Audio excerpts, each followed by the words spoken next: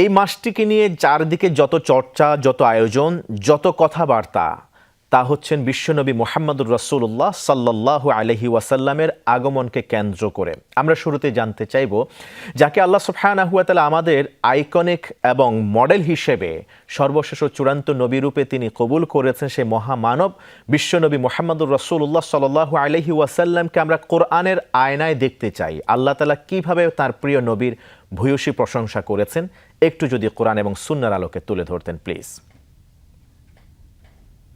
ধন্যবাদ আপনাকে। নবী ইসলামের আবির্ভাবের স্মৃতি সম্বলিত পবিত্র মাস মাহে রবিউল আউয়ালের শুধু মুসলমান নয়, জাতি ধর্ম নির্বিশেষে সকলের জন্য খুবই তাৎপর্যমণ্ডিত। আল্লাহ পাক সুবহানাহু ওয়া তাআলা যুগে যুগে নবী পাঠিয়েছেন। প্রথম হযরত আদম আলাইহিস সালাম, আর সর্বশেষ করেন আমাদের নবী বিশ্বনবী মুহাম্মদ রাসূলুল্লাহ সাল্লাল্লাহু আলাইহি ওয়াসাল্লাম। সকল নবীদের প্রতি আমাদের শ্রদ্ধা এবং সম্মান, কোন ধরনের ভিন্নতা ছাড়া। আল্লাহ তাআলা বলেছেন, লা নুফাররিকু বাইনা আহাদিন মির রুসুলিহি, সকল নবীকে সমমর্যাদার দৃষ্টিতে আমরা দেখি। তবে আল্লাহ পাক সুবহানাহু ওয়া তাআলা কিছু কিছু নবীদের মর্যাদা, সম্মান, স্ট্যাটাস দিয়েছেন। আল্লাহ তাআলা বলছেন, তিলকা রুসুলু ফাদ্দালনা বা'দুহুম আলা বা'দ, সকল নবী সকল রাসূল আমি পাঠিয়েছি, তবে বিভিন্ন নবীকে বিভিন্ন নবীদের উপর মর্যাদা, বিশেষ সম্মান আমি দিয়েছি।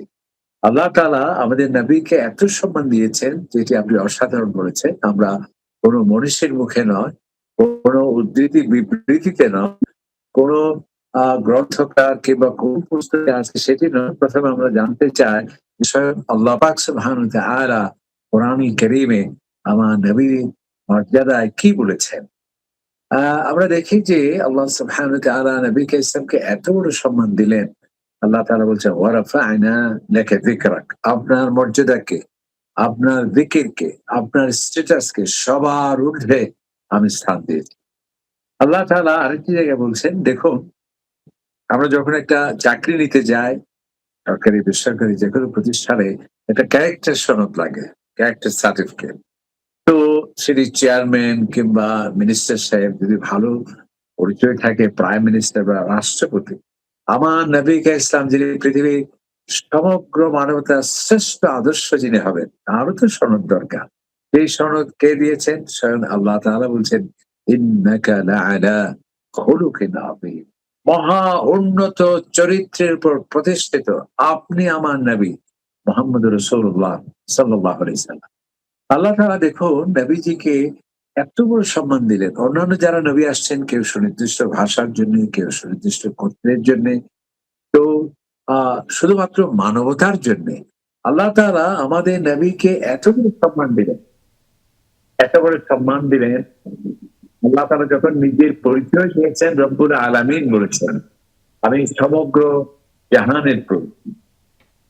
তো আল্লাহ তাআলা আমাদের নবীজিকে পরিচয় দিতে গিয়ে বললেন, দেখুন, আমি রব্বুল আলামিন, এবং আল্লাহ রাসূলের উপর যে কিতাব নাযিল হয়েছে, ইন হুয়া ইল্লা নাযীরুল লিল আলামিন, সমগ্র মানবতা।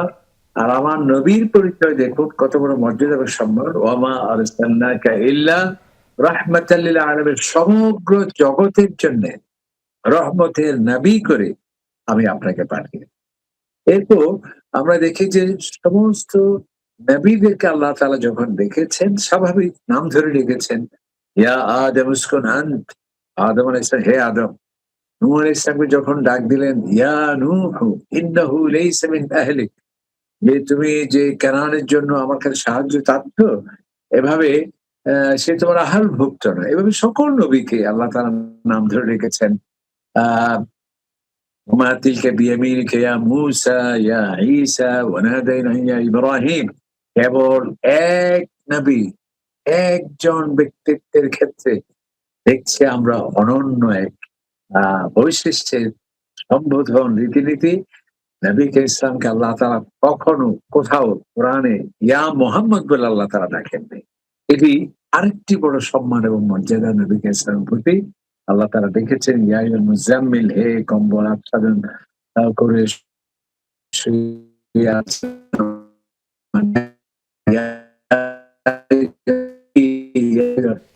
আল্লাহ আমাদের নবীকে এত বড় দিলেন, দেখুন জি।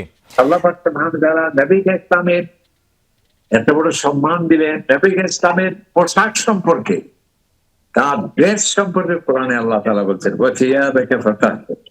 দেখুন নবীজি এত বড় সম্মান, তার যে বাসভবন, এই বাসভবনের নামে কোরআনের সূরা ইন্নাল্লাযীনা ইউনাদুনাকা মিন ওয়ারাইল হুজুরাত, যে পবিত্র বাসভবনে নবী ইসলাম তিনি বসবাস করতেন, তার নামে আসতে দেবেন। এভাবে নবী ইসলাম দেখুন বক্ষ মোবারক সম্পর্কে কোরআন শরীফে আসছে আলাম নাশরাহ লাকা সাদরাক, আপনার বক্ষকে জ্ঞান বিজ্ঞান দিয়ে আমি কি পরিপূর্ণ করে দেয়নি।